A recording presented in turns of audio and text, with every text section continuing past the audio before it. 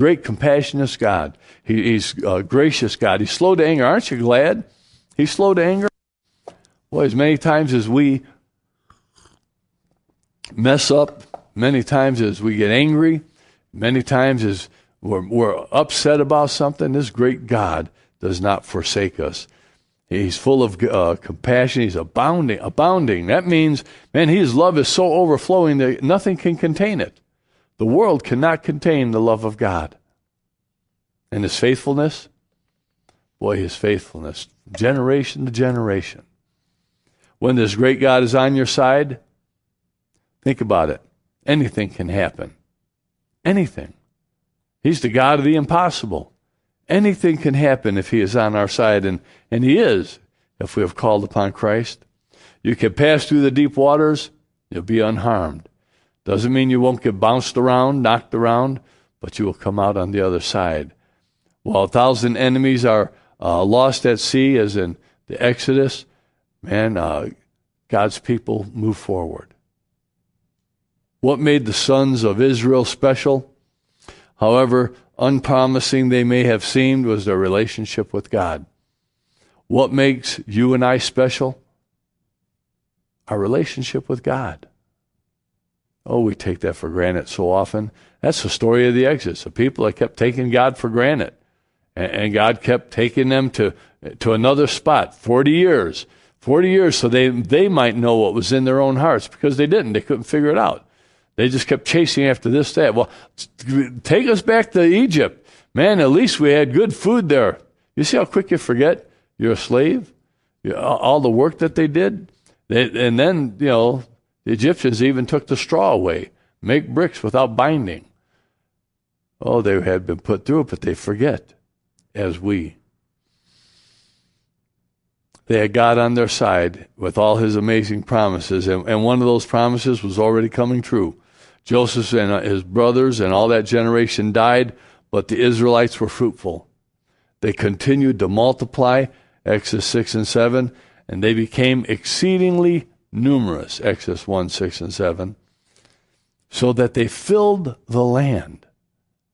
That's the promise of God. That's the promise God made to Abraham. Man, his descendants would be like the stars of the sky and the sand on the ocean, uncountable.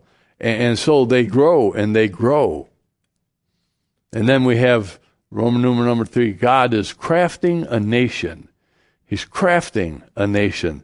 There were only 70 Israelites to start, but soon they had filled the land.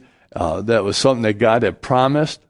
Genesis 12:2, the first part says, I will make you a great nation and I will bless you. And what was He doing here? He's making a great nation. He's building them up. He's preparing them. And then Genesis 17:2, I will confirm my covenant between me and you and greatly increase your numbers. God gave Abraham 2 promises, land and the seed. And the promise of the seed was fulfilled in the opening verses of Exodus with the tribes. And all that remained was for God to give Abraham descendants and a land to call their own. And hence the need to get out of Egypt. That the second promise of God would be fulfilled, that they would have a land that they would be able to call their own. So the Exodus, it's God's story, God's epic. He's continuing to work. Genesis, we think the promise goes back to Abraham, but if you really think about it, it goes all the way back to Genesis 1:28. Man, in Adam and Eve's story, God tells them to be fruitful and to increase in number and to fill the earth. And they were His people until sin enters in. And then we see God moving, but this is the promise. It continues on. Exodus makes it explicit by describing the Hebrew multitudes with the very words, fruitful and multiply, that God had used. In His people, God was fulfilling His promise for humanity. As the psalmist says in Psalms 105:23 and 24, Israel also came into Egypt, thus Jacob sojourned in the land, and he caused his people to be very fruitful and made them stronger than their adversaries.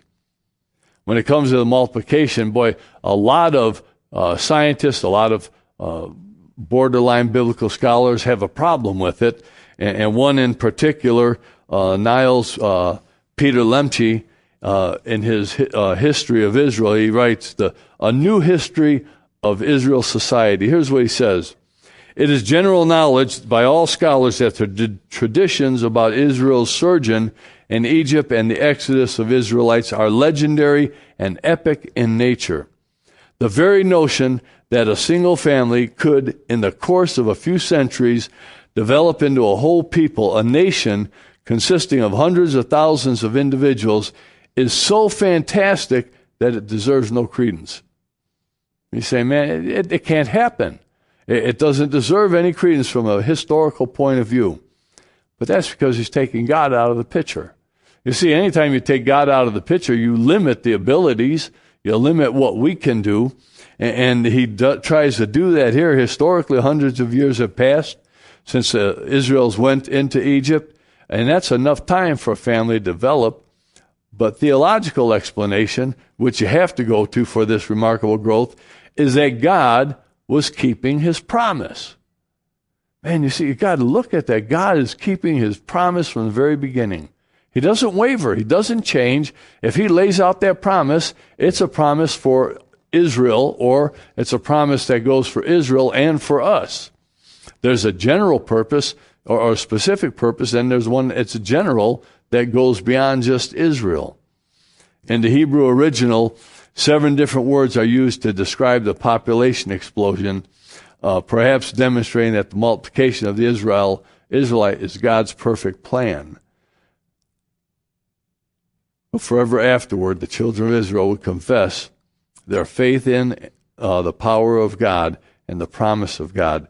Deuteronomy 26, verse 5, the second part of it, says, "My father was a wandering Aramean. And he went down to Egypt with a people and lived there and became a great, powerful, and numerous nation." A great and powerful nation. So here's the situation now that we face here as we start this book. It's a new Pharaoh. And we see in verse 8 that the new Pharaoh, he arises and he says to his people, "Behold, the people of Israel, they're too many. They're too mighty for us. Come, let us deal shrewdly with them, lest they multiply, and if war breaks out, they will join our enemies and fight against us and escape from the land." You see, they were doing all the work. The Egyptians kind of kicking back, laid back. They had the fat cat of it. The new Pharaoh wasn't happy with the rapid multiplication of the Jewish people, so he stepped in to control it. And we find that there's 3 steps that he's taken to control. And the first one is to afflict the adults. God had Abraham and his descendants go to the strange country and there be enslaved and mistreated, but he promised that he would set them free by the power of his hand. And so he's moving. It says in Genesis 46, verse 3, and that they're in a furnace in Egypt, an iron furnace. Man, they're in an iron furnace, and God is refining them. He's burning off the wood, stubble, and hay, the dross of their lives, burning off anything that doesn't look like God. And I would venture to say we all have things that need to be burned off out of our lives. During those 400 years, the Jews have been in Egypt. They had seen many Egyptian dynasties come and go, and now they had this new Pharaoh, and he's ignorant of Joseph, ignorant of Joseph's family. And I thought about that. It's kind of hard for them to be that ignorant because they all this stuff is written down, except if you don't pay attention to what's written down, just like us. We have the scriptures. If we don't get in it and read it and pay attention to it and apply it, it really doesn't help us to go anywhere. But why would the Egyptians make their life miserable? These people are doing all the work. They're doing all the hard work. And the answer is right there in verses 9 and 10. There are too many, and the Pharaoh wants to deal shrewdly because he's afraid. He's afraid that if a war breaks, they'll align themselves with the other party and lose. In his eyes, the presence of so many Jews is a security risk. Just think of the precautions they put around the president. And if he's going to be in some place where there are a lot of people, just look at all the black suits. And you'll see, I was watching a part of a country thing the other night, iHeartRadio, and Darius Rucker was walking around the crowd, and I said to Gloria, look at all the black T-shirts around him. That's his security. Man, he's out in a crowd of people, and he's kind of a famous guy, and they have all sorts of security, and you put the president out there, just think the security that he has. This is a security risk. These people outnumber us. They're more powerful than us. They're doing all the work. If they leave the land, what are we going to do? We don't know how to do the work anymore. They might be great thinkers. They might be great designers. But they, for 400 years, have become a lazy people. The enmity between the people of God and the children of Satan is a conflict that still goes on today. And that's what that's a picture of. Egypt becomes a picture of the children of Satan and trying to keep them into slavery. No people in recorded history, think about this, no people in recorded history have suffered like the Hebrew people. Try to find the people that have suffered from all the way back 400 years into Egypt. Man, we're not far from the beginning of time, 1,000 years or so. And since that time, since Egypt, God's people have continued to suffer. Why should it be any different for us? Part of that is to keep our eyes and our hearts, keep us dependent on God, seeing our need for Him, not trying to make our own way. When you look at societies that try to make their own way, you just got to look at the communists. They do away with God, and it surely hasn't helped them. God's promise to Abraham was, I will bless those who bless you, and I will curse those who curse you. And God has kept His promise in the way that He dealt with Egypt and Babylon in ancient days, the way He's dealt with Stalin and with Hitler in modern days. God is long-suffering. As He sees nations persecute His people, eventually they will come under judgment. Eventually those nations come under judgment. We don't know when, but we know that God is working. He's a promise-keeping God. And then you have the second step to afflict these people, to take control of them, and that's the killing off of all the Jewish male boys, the male babies, verses 15 through 21. If that plan had succeeded, Pharaoh could have wiped out the entire Hebrew people from all time. If they would have done that, now how would that happen? Well, he's only letting the females live, kill all the males, and then the females will have to mail into the Egyptians' life, and they will soon, and that's what happens. You lose sight of your origins. You lose sight of who you are. And he could have wiped out all of the people of God with that. But, man, I love them buts when God's involved.